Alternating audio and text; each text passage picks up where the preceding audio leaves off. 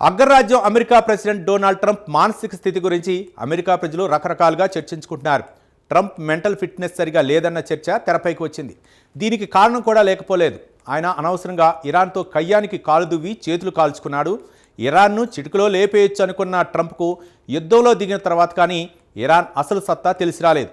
దీంతో ఆయన ఇటు ముందుకు పోలేక వెనక్కి రాలేక నోటికి వచ్చినట్లు బూతులు మాట్లాడుతున్నాడు.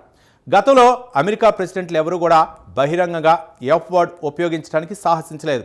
అదే ట్రంప్ విషయానికి వస్తే బహిరంగంగానే ఎఫ్ వర్డ్తో పాటు బి వర్డ్ను కూడా వాడేసి అమెరికా ప్రజల్ని నిర్ఘాంతపరిచారు. ఇక అమెరికా ప్రజలు కూడా ట్రంప్ మానసిక స్థితి సరిగా లేదని, వయసు పైబట్టంతో నోటికి పని చెబుతున్నారని భావిస్తున్నారు.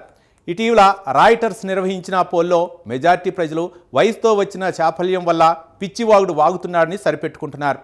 మరి ట్రంప్ ఏ సందర్భాల్లో ఎలా మాట్లాడాడో ఒక లుక్ వేద్దాం.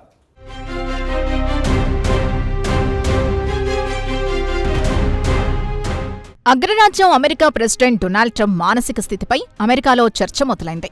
ఇరాన్ విషయంలో ట్రంప్ లెక్క తప్పింది. అటు నుంచి ఆయన నోటికొచ్చినట్లు కారు కూతలు కూస్తున్నాడు. దీంతో ప్రజల్లో ట్రంప్ మానసిక స్థితి సరిగా లేదనే చర్చ మొదలైంది. వయసు పైబడ్డంతో ఆయన నోటికొచ్చినట్లు మాట్లాడుతున్నాడని, సమయంను కోల్పోతున్నాడని, ఆయన ప్రెసిడెంట్ విధులు నిర్వహించడానికి అనర్హులు అనే స్థాయికి విమర్శకులొచ్చారు.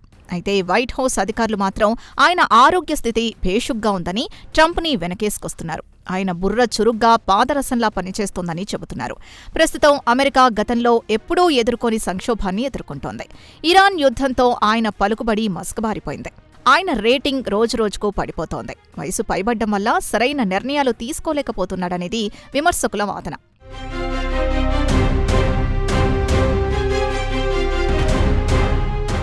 అయితే ఇక్కడ ఆశ్చర్యం కలిగించే అంశం ఏంటంటే 2024లో జరిగిన ప్రెసిడెన్షియల్ రేస్లో ట్రంప్ అప్పటి ప్రెసిడెంట్ జో బైడెన్ని ఉద్దేశించి బైడెన్కు వయసు మీద పడింది కాబట్టి ఆయన సరైన నిర్ణయాలు తీసుకోలేకపోతున్నాడని, ప్రెసిడెంట్గా ఆయన అనర్హుడని విమర్శించి అధికారంలోకి వచ్చారు. ఇక వాస్తవంగా చెప్పాలంటే జో బైడెన్కు వయసు పైబడ్డం వల్ల చురుగ్గా వ్యవహరించలేకపోయాడనేది మాత్రం వాస్తవం. ఆయన పలు వేదికల్లో బిక్కచూపులో అయోమయంలో ఉన్నట్లు కనిపించాడు.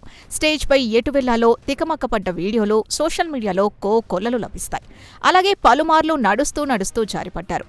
వయసు పైబడ్డంతో బైడెన్ సరైన నిర్ణయాలు తీసుకోలేకపోయాడని ట్రంప్ ఎన్నికల ముందు చర్చలో పాల్గొంటూ జో బైడెన్ని ఎద్దేవా చేశారు. ప్రస్తుతం ట్రంప్ అదే పరిస్థితిని ఎదుర్కొంటున్నారు.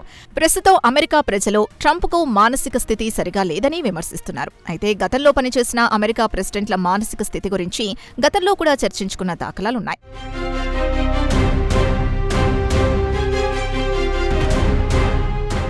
ఇక అమెరికా మాజీ ప్రెసిడెంట్ల విషయానికొస్తే అబ్రహం లింకన్ డిప్రెషన్కు గురయ్యాడనే చర్చ గతంలో జరిగింది. అలాగే గతంలో థామస్ వుడ్రో విల్సన్ స్ట్రోక్తో తన విధుల్ని సరిగ్గా నిర్వహించలేకపోయాడన్న చర్చ జరిగింది. అలాగే మరో ప్రెసిడెంట్ లిండన్ బి జాన్సన్ విషయానికొస్తే ఆయన ఒత్తిడికి తట్టుకోలేక పిచ్చిపిచ్చిగా వ్యవహరించేవారట.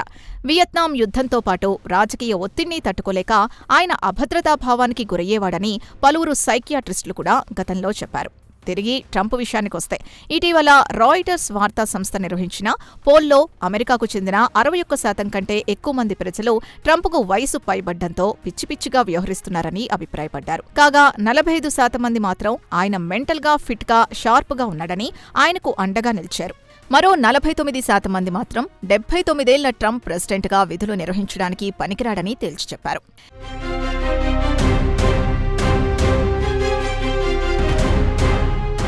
ఇక ట్రంప్ ఇటీవల ఇరాన్ విషయంలో తన నోటికొచ్చినట్లు మాట్లాడుతున్నాడు. ఇరాన్ని తగలబెట్టేస్తానంటున్నాడు. వారి నాగరికతను చెరిపేస్తానంటూ పిచ్చి వాగడం అమెరికన్లకు నచ్చలేదు.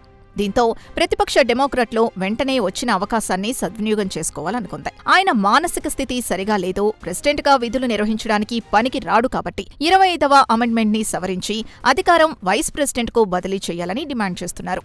పలువురు డెమోక్రటిక్ పార్టీకి చెందిన సెనేటర్లు, పార్టీ సీనియర్ నాయకులు కూడా ట్రంప్ని తప్పించి ఆయన స్థానంలో వైస్ ప్రెసిడెంట్కు జేడీ వాన్స్కు బాధ్యతలు అప్పగించాలంటున్నారు. తమకు అందుబాటులో ఉన్న అవకాశాల్ని వినియోగించుకుంటామని హౌస్లో ఈ ప్రస్తావన తీసుకొస్తామని డెమోక్రటిక్ ప్రతినిధులు చెబుతున్నారు. ఇదిలా ఉంటే డెమోక్రాట్లతో పాటు ట్రంప్కు చెందిన రిపబ్లికన్ పార్టీకి చెందిన ట్రంప్ మాజీ సహచరులు మార్జరీ టేలర్ గ్రీన్ కూడా ఇదే ప్రస్తావన తీసుకొచ్చారు. ట్రంప్ మానసిక స్థితి సరిగా లేదని, ఆయన్ను తప్పించాలని డిమాండ్ చేస్తున్నారు. నోవెన్స్ కూడా 25వ అమెండ్మెంట్ను సవరించి ట్రంప్ను ప్రెసిడెంట్ పదవి నుంచి తప్పించాలని డిమాండ్ చేస్తున్నారు. ఆయనకు పిచ్చి పట్టిందని, మానసిక స్థితి సరిగా లేదని ఓవెన్స్ కూడా అభిప్రాయపడుతున్నారు.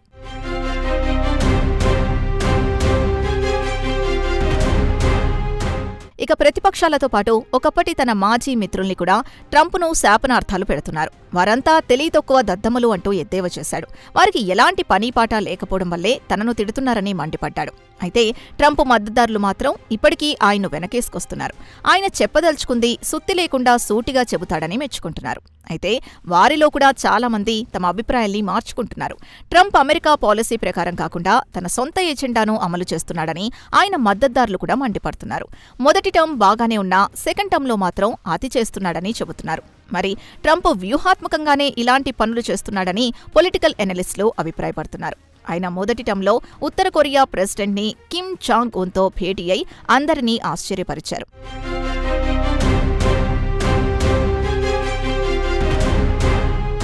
అలాగే గతేడాది డిసెంబర్లో క్రిస్మస్ రిసెప్షన్ సందర్భంగా ఆయన ఆస్ట్రేలియాలో బోండా బీచ్లో ఐసిస్తో సంబంధాలున్న తండ్రి కొడుకులు స్థానిక ఆస్ట్రేలియన్లు కాల్చి చంపిన తర్వాత ఐసిస్ను విషం చిమ్మే పాములంటూ కమెంట్ చేశాడు. అటు తర్వాత వైట్ హౌస్లో మీడియాతో మాట్లాడుతున్నప్పుడు మీడియా ఆయన్ను ఇరాన్ యుద్ధం గురించి ప్రస్తావిస్తాయి.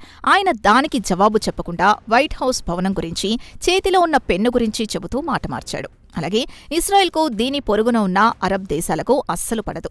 ఆయన అరబ్ దేశాలకు ఇజ్రాయెల్కు మధ్య అబ్రహం అకార్డును కుదిర్చారు. అలాగే ఇటీవల ఆయన హమాస్ చెరలో ఉన్న ఇజ్రాయెల్ బందీలను విడిపించిన విషయం తెలిసిందే. ఇవన్నీ ట్రంప్ ఉద్దేశపూర్వకంగా వ్యూహాత్మకంగా చేస్తున్నవేనని ఆయన మద్దతుదారులు ట్రంప్ను వెనకేసుకొస్తున్నారు.